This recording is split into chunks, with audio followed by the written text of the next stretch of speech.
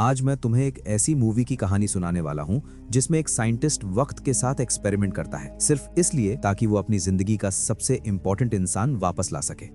कहानी शुरू होती है एलेक्स से। एलेक्स एक बहुत ही इंटेलिजेंट और पैशनेट फिजिक्स प्रोफेसर होता है। उसका पूरा फोकस साइंस, रिसर्च और नए एक्सपेरिमेंट्स पर होता है। एलेक्स का मानना होता है कि साइंस के जरिए हर प्रॉब्लम का सोल्यूशन मिल सकता है। लेकिन एलेक्स की जिंदगी में साइंस से भी ज्यादा इंपॉर्टेंट एक और चीज होती है, और वो होती है एमा। एमा सिर्फ एलेक्स की गर्लफ्रेंड नहीं होती, बल्कि उसकी सबसे बड़ी सपोर्ट भी होती है। एमा हमेशा एलेक्स को समझाती है कि जिंदगी सिर्फ काम और रिसर्च का नाम नहीं होती। एक दिन एलेक्स फाइनली डिसाइड करता है कि वो एमा को ऑफिशियली प्रपोज करेगा। वो एक एंगेजमेंट रिंग लेता है और दोनों एक शांत से पार्क में मिलते हैं। एलेक्स थोड़ा नर्वस होता है, लेकिन जब वो रिंग निकालता है, एमा की आंखों में खुशी आ जाती है। सब कुछ बिल्कुल परफेक्ट लग रहा होता है, जैसे वक्त वही रुक गया हो। लेकिन अचानक पार्क के अंधेरे कोने से एक रॉबर निकल आता है। उसके हाथ में गन होती है और उसकी आवाज में कोई इमोशन नहीं होता। वो सीधा एमा से कहता है कि अपना वॉलेट और रिंग दे दो। एलेक्स घबरा जाता है। वॉलेट देना कोई बड़ी बात नहीं होती, लेकिन रिंग एलेक्स के लिए सिर्फ एक रिंग नहीं होती, वो रिंग उनके फ्यूचर का सिंबल होती है। एलेक्स रिंग बचाने की कोशिश करता है। रॉबर और एलेक्स के बीच धक्का मुक्की शुरू हो जाती है और इसी कंफ्यूजन के बीच गन का ट्रिगर दब जाता है। गोली सीधा एमा को लग जाती है। एमा एलेक्स की बाहों में गिर जाती है। एलेक्स बस उसे आवाज देता रह जाता है, लेकिन कुछ ही सेकंड्स में एमा की सांसें रुक जाती हैं। उसी पल एलेक्स की पूरी दुनिया टूट जाती है। एमा की मौत के बाद एलेक्स बिल्कुल खुद को खो देता है। वो खुद को ही जिम्मेदार मानता है और बार बार सोचता है, अगर मैं थोड़ा और स्ट्रांग होता, अगर मैं थोड़ा और स्मार्ट होता। टाइम बीतता जाता है, लेकिन एलेक्स का दर्द कम नहीं होता, और तभी उसके दिमाग में एक डेंजरस आइडिया आता है। अगर साइंस इतनी पावरफुल है, तो क्या साइंस के जरिए वक्त को पीछे नहीं ले जाया जा सकता? और यहीं से एलेक्स की जिंदगी का सबसे बड़ा एक्सपेरिमेंट शुरू होता है। एमा को खोने के बाद एलेक्स अपनी जिंदगी से जैसे पूरी तरह कट हो जाता है। वो अपने काम में और ज्यादा डूब जाता है। क्लास लेना, रिसर्च करना और रात भर लैब में काम करना उसका डेली रूटीन बन जाता है। एलेक्स के लिए अब साइंस सिर्फ करियर नहीं होती, बल्कि एक होप बन जाती है। होप एमा को वापस लाने की। एलेक्स टाइम के कॉन्सेप्ट्स को डिटेल में स्टडी करना शुरू करता है। टाइम ट्रैवल, स्पेस, ग्रेविटी और एनर्जी के बीच का रिलेशन उसे ऑब्सेस करने लगता है। कई सालों की मेहनत के बाद एलेक्स एक ऐसी मशीन बनाता है जो टाइम के फ्लो को कंट्रोल कर सकती है। ये होती है टाइम मशीन। जब मशीन फाइनली कंप्लीट होती है, एलेक्स के हाथ कांप रहे होते हैं। उसे खुद पर भी यकीन नहीं होता कि वो इतना आगे आ चुका है। एलेक्स पहली बार टाइम मशीन को एक्टिवेट करता है। पूरा कमरा हिलने लगता है, लाइट्स फ्लिकर करने लगती हैं और वक्त पीछे की तरफ भागने लगता है। कुछ ही सेकंड्स में एलेक्स वापस उसी दिन पहुंच जाता है जब पार्क में वो इंसिडेंट हुआ था।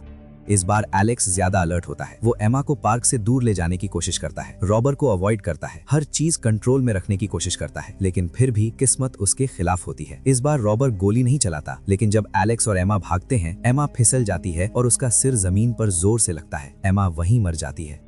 एलेक्स शॉक में आ जाता है। उसे समझ नहीं आता कि जब सब कुछ अलग किया, फिर भी रिजल्ट सेम क्यों है। एलेक्स एक बार फिर टाइम मशीन में बैठता है। इस बार वो और भी पीछे जाता है। सोचता है कि शायद अगर वो एमा से उस दिन मिले ही ना, तो सब ठीक हो जाएगा। वो एमा को घर पर रहने के लिए कहता है। उस दिन मिलना कैंसिल कर देता है, लेकिन उस दिन भी एमा की मौत हो जाती है, एक बिल्कुल अलग एक्सीडेंट में। अब एलेक्स कंप्लीटली ब्रेक हो जाता है। उसे धीरे धीरे समझ आने लगता है कि चाहे वो जो भी कर ले, एमा की मौत को रोका नहीं जा सकता। वो मौत वक्त का एक फिक्स्ड पॉइंट बन चुकी होती है। टाइम को चेंज किया जा सकता है, लेकिन कुछ इवेंट्स हर हाल में होते ही होते हैं। ये सच एलेक्स के लिए बहुत ज्यादा दर्दनाक होता है।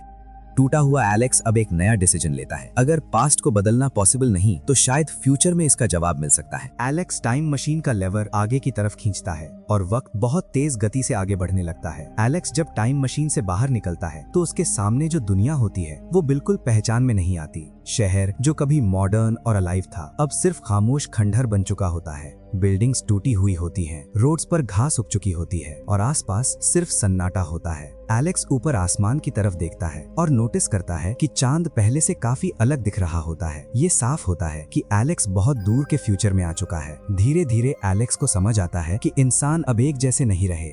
ह्यूमन रेस दो अलग अलग स्पीशीज में डिवाइड हो चुकी होती है। जमीन के ऊपर रहते हैं इलॉय। इलॉय लोग शांत होते हैं, सिंपल लाइफ जीते हैं और किसी भी तरह का टेंशन या स्ट्रगल नहीं दिखाते। उनके पास ना कोई टेक्नोलॉजी होती है, ना कोई क्यूरियोसिटी। वो बस जीते रहते हैं जैसे बच्चे। एलेक्स को ये सब देखकर थोड़ा अजीब लगता है। उसे लगता है जैसे ये लोग जिंदा तो हैं, लेकिन फ्यूचर के लिए कोई प्लान नहीं रखते। लेकिन जैसे ही रात होती है, इस दुनिया का डार्क साइड सामने आता है। जमीन के नीचे से डरावने क्रीचर्स निकलते हैं। ये होते हैं मॉरलॉक्स। मॉरलॉक्स अंधेरे में रहते हैं, मशीन्स का यूज करते हैं और रात के टाइम इलॉय का शिकार करते हैं। एलेक्स धीरे धीरे समझ जाता है कि इलॉय लोग असल में मॉरलॉक्स के लिए सिर्फ फूड बन चुके हैं। एक दिन एलेक्स की मुलाकात होती है एक इलॉय लड़की से। उसका नाम होता है मारा। मारा बाकी इलॉय से थोड़ी अलग होती है। उसकी आंखों में डर के साथ साथ समझ भी होती है। मारा एलेक्स को बताती है कि मॉरलॉक्स रात को आते हैं और लोगों को उठाकर ले जाते हैं। एलेक्स को फिर से एमा की याद आ जाती है। उसे लगता है जैसे हिस्ट्री खुद को फिर से रिपीट कर रही हो, और इस बार एलेक्स डिसाइड करता है कि वो चुप नहीं रहेगा। एलेक्स इलॉय के गांव में रहने लगता है। वो उन्हें आग का यूज सिखाता है, बेसिक टूल्स बनाना दिखाता है और खुद को प्रोटेक्ट करना सिखाता है। लेकिन इलॉय लोग लड़ना नहीं जानते, वो सिर्फ भागने में विश्वास रखते हैं। एक रात मॉरलॉक्स फिर से हमला कर देते हैं। इस बार मारा को पकड़कर जमीन के नीचे ले जाते हैं।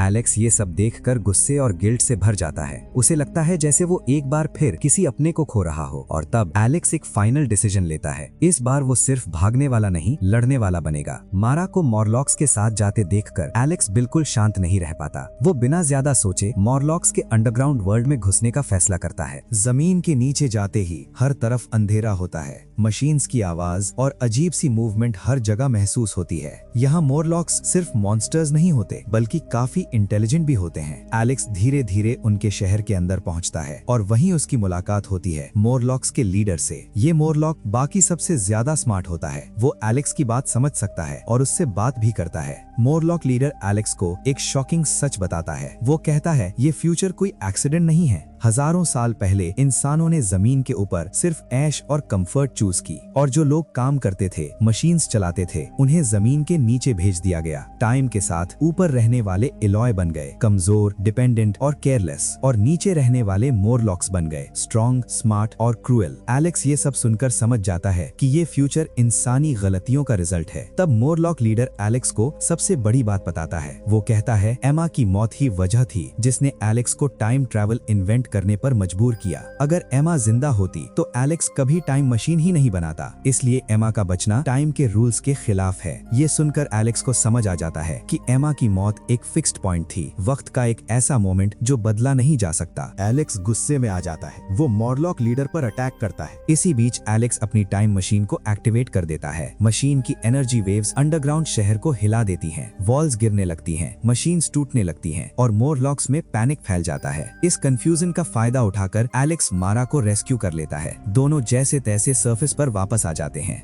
बाहर आकर एलेक्स थोड़ा शांत होता है। अब उसे पूरी तरह समझ आ चुका होता है कि वो पास्ट को नहीं बदल सकता, लेकिन शायद वो फ्यूचर को बदल सकता है। मॉरलॉक्स के शहर से बाहर निकलने के बाद एलेक्स और मारा वापस इलॉय के गांव पहुंच जाते हैं। गांव धीरे धीरे फिर से शांत हो जाता है। मॉरलॉक्स का डर अब पहले जैसा नहीं रहता। एलेक्स अपनी टाइम मशीन को देखता है। अब उसके लिए वो सिर्फ एक मशीन नहीं होती, बल्कि उसकी गलतियों और उसके दर्द की याद होती है। एलेक्स फाइनली ये एक्सेप्ट कर लेता है कि वो पास्ट को बदल नहीं सकता, एमा वापस नहीं आ सकती। लेकिन एलेक्स ये भी समझ जाता है कि शायद वक्त ने उसे यहाँ किसी वजह से भेजा है। वो डिसाइड करता है कि वो अपनी नॉलेज का यूज फ्यूचर को बेटर बनाने के लिए करेगा। एलेक्स इलॉय लोगों के साथ रहना शुरू करता है। वो उन्हें बेसिक थिंकिंग सिखाता है, टूल्स का यूज दिखाता है और खुद को प्रोटेक्ट करना बताता है। इलॉय लोग धीरे धीरे सिर्फ सर्वाइव करना नहीं, बल्कि स्ट्रॉन्ग बनना सीखने लगते हैं। मारा हमेशा एलेक्स के साथ होती है। दोनों के बीच एक नया बॉन्ड बन जाता है। ये प्यार एमा की जगह नहीं लेता, लेकिन एलेक्स को आगे बढ़ने की हिम्मत देता है। एलेक्स एक फाइनल डिसीजन लेता है। वो टाइम मशीन को फिर से यूज नहीं करेगा। वो वक्त के पीछे भागना छोड़कर प्रेजेंट में जीना चूज करता है। कहानी यहीं खत्म होती है, एक ऐसे इंसान के साथ जो अपने दर्द से सीखकर फ्यूचर का होप बन जाता है।